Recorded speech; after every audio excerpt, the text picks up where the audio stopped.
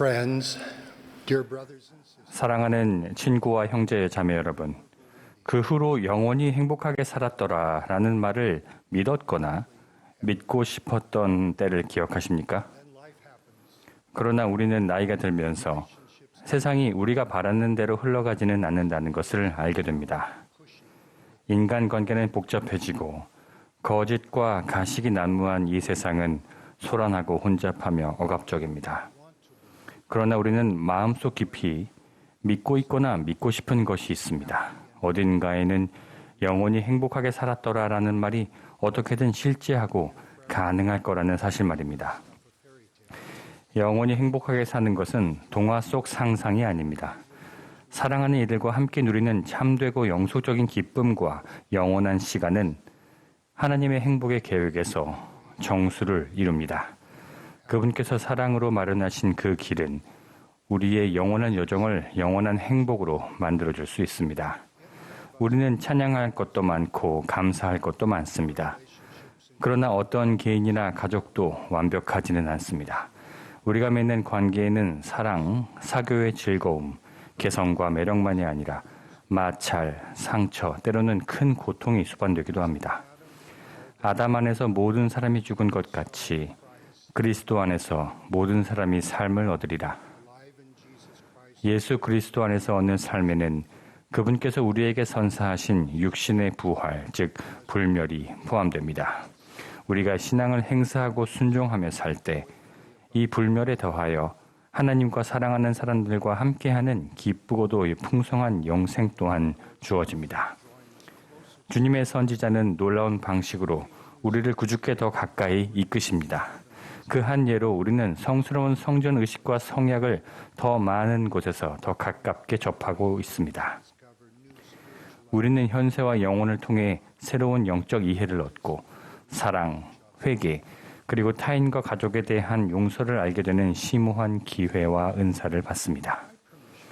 이제 친구들의 허락을 받아 그들이 직접 겪은 흔치 않은 두 가지 성스러운 영적인 경험을 나누려고 합니다. 이는 예수 그리스도께서 세대를 넘어서까지 이어진 갈등을 치유하심으로써 가족들을 단합하고 결속하신 이야기입니다. 우리는 무한하고 영원하며 죽음의 끈보다 더 강한 예수 그리스도의 속죄가 있기에 지난 과거의 평화를, 다가올 미래의 희망을 불러올 수 있습니다. 제 친구와 그녀의 남편은 예수 그리스도 후기 성도 교회의 회원이 되면서 가족관계가 죽음이 갈라놓을 때까지만 유지되어야 하는 것은 아니라는 사실을 기쁘게 배웠습니다. 가족은 주님의 집에서 영원히 결속될 수 있습니다. 그러나 그녀는 자신의 아버지에게는 임봉되고 싶지 않았습니다. 아버지는 어머니에게 좋은 남편이 아니셨어요. 저희 자녀들에게도 좋은 아버지는 아니셨지요. 친구가 말했습니다. 아버지는 기다리셔야 할 거예요. 아버지를 위해 성전 사업을 하고 싶지 않고 아버지와 영원히 임봉되고 싶은 마음도 전혀 없어요. 친구는 1년 동안 금식하고 기도하며 자신의 아버지에 관해 주님과 많은 대화를 나눴습니다. 그리고 마침내 준비가 되었습니다. 아버지를 위한 성전 사업이 완료되었던 것입니다. 나중에 친구는 말했습니다. 자는데 꿈에 아버지가 나타나셨어요. 머리부터 발끝까지 흰 옷을 입고 계셨죠. 완전히 다른 분이셨고 아버지가 이렇게 말씀하시더군요. 나를 보렴. 이제 나는 완전히 깨끗하단다. 나를 위해 성전에서 그 일을 해주어 고맙구나. 친구의 아버지는 이렇게 덧붙였습니다. 일어나서 다시 성전으로 가거라. 내 오빠가 침례를 기다리고 있단다. 친구는 말합니다. 제 조상들과 돌아가신 많은 분들이 그들을 위한 성전 사업이 완료되기를 간절히 기다리고 계세요. 저에게 성전은 치유와 배움의 장소이자 예수 그리스도의 속죄를 완전히 이해하는 장소예요. 두 번째 경험입니다. 이것은 열심히 가족 역사를 조사했던 다른 친구의 이야기입니다. 친구는 자신의 증조 할아버지에 관한 정보를 찾고 싶었습니다. 어느 이른 아침 그는 방에 누군가의 영이 함께하고 있다는 느낌이 들었습니다. 그 사람은 누군가가 자신을 찾아 가족으로 인정해 주기를 바랐습니다. 그 사람은 이제는 회개한 어떤 잘못을 깊이 뉘우치고 있었습니다. 그 사람 덕분에 제 친구는 자신이 증조 할아버지로 생각했던 인물이 자신과 생물학적으로 전혀 연결되지 않았음을 알게 되었습니다. 친구는 말했습니다. 다시 말해서 제가 증조 할아버지를 찾았는데 그분은 우리 가족 기록상 증조 할아버지로 되어 있던 그분이 아니었던 겁니다. 친구의 가족 관계는 분명히 밝혀졌습니다. 친구는 말했습니다. 마음이 가뿐하고 편안했습니다. 내 뿌리와 가족에 대해 올바로 아는 것은 정말 중요합니다. 친구는 생각에 잠겨 이렇게 말합니다. 가지 하나가 휘었다고 나쁜 나무가 되는 것은 아니에요. 어떤 모습으로 이 세상에 오는가 보다 어떤 사람으로 세상을 떠나는가가 더 중요하죠. 거룩한 경전에는 그리고 영의 세계에서 살고 있는 이들을 포함하여 개인적인 치유와 화평에 관한 성스러운 경험에는 5가지 교리적 원리가 분명하게 나타납니다. 첫째, 하나님의 구속과 행복의 계획에서 중심이 되시는 예수 그리스도께서는 당신의 속죄를 통해 우리가 충만한 기쁨을 받을 수 있도록 우리의 영과 육을 결합하여 다시는 나누지 않게 하시리라고 약속하셨습니다. 둘째, 그리스도와 하나가 된다는 뜻으로도 이해할 수 있는 속죄는 우리가 신앙을 행사하고 회개의 열매를 맺을 때 주어집니다. 필멸의 세계에서처럼 불멸의 세계에서도 그렇습니다. 성전의식 그 자체가 우리나 영의 세계에 있는 이들을 달라지게 하는 것은 아닙니다. 그러나 이 신성한 의식들은 주님과 성결하게 하는 성약을 맺을 수 있게 하고 이를 통해 우리는 그분과 그리고 다른 사람들과 화합할 수 있습니다. 우리는 예수 그리스도께서 우리에게 베푸신 은혜와 용서를 느낄 때 온전한 기쁨을 누립니다. 또한 그 은혜와 용서의 기적을 서로 베풀 때 우리가 받은 자비 그리고 우리가 베푸는 자비는 삶의 불공정함을 공의롭게 할 수 있습니다. 셋째, 하나님은 우리를 완벽하게 아십니다. 하나님은 업신여김을 받거나 속지 않으실 것입니다. 완벽한 자비와 공의로 그분은 겸손한 이들과 뉘우치는 이들을 안전한 팔로 감싸 안으십니다. 선지자 조셉 스미스는 커틀랜드 성전에서 시현을 통해 자신의 형 엘빈이 해 왕국에서 구원받는 모습을 보았습니다. 선지자 조셉은 무척 놀랐습니다. 엘빈은 침례의 구원 의식을 받지 못하고 세상을 떠났기 때문이었습니다. 주님은 위안을 주는 말씀으로 그 이유를 설명하셨습니다. 나 주는 모든 사람을 그들의 행위에 따라 그들 마음의 소원에 따라 심판할 것임이니라.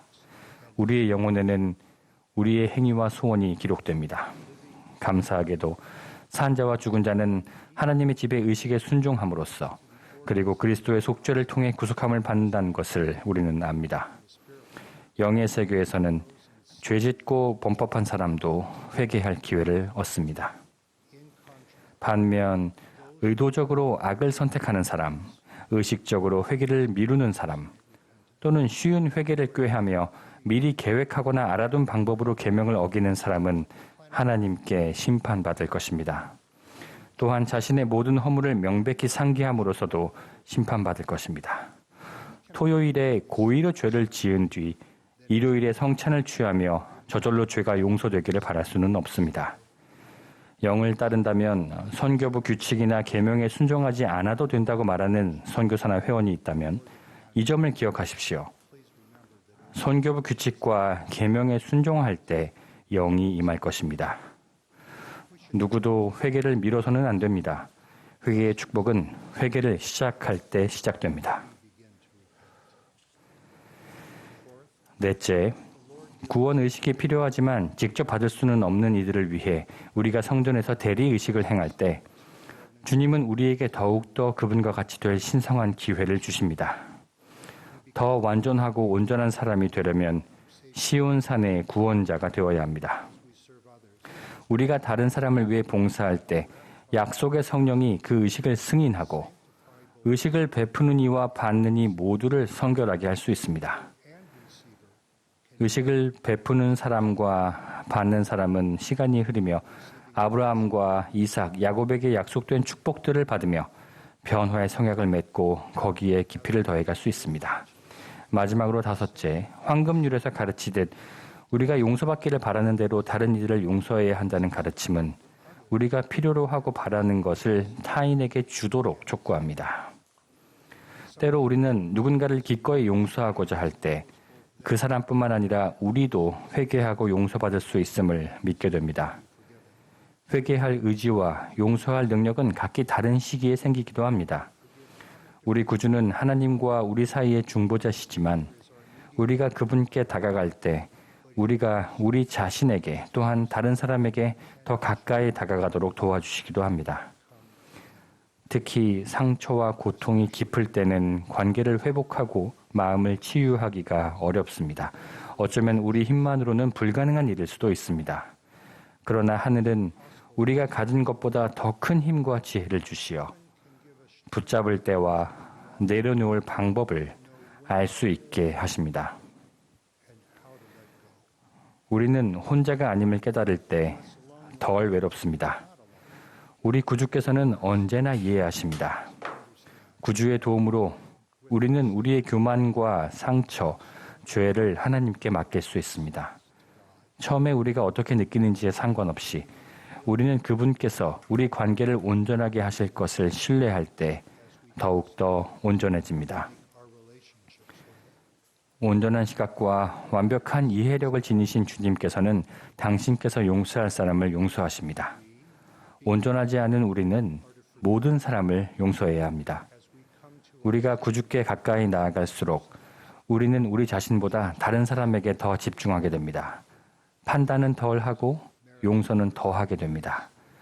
그분의 공덕과 자비, 은혜를 신뢰할 때 우리는 논쟁과 분노, 학대, 유기, 불공정, 그리고 필멸의 세상에서 육신에 수반되곤 하는 신체적, 정신적 어려움으로부터 자유로워질 수 있습니다.